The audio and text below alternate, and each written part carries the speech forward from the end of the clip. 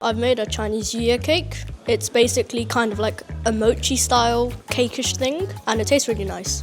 Really like making this. I make it every year with my mother, and sometimes my brother joins in.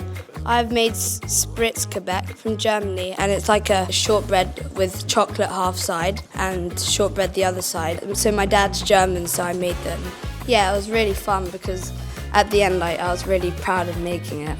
I made triple chocolate brownies, so it's dark chocolate with white chocolate and milk chocolate chips. I've baked a little bit before, but not a super lot, so it was quite fun doing a bit more than normal. I've made arepas from Colombia. These are from my hometown, Valledupar, this specific type of arepa con queso.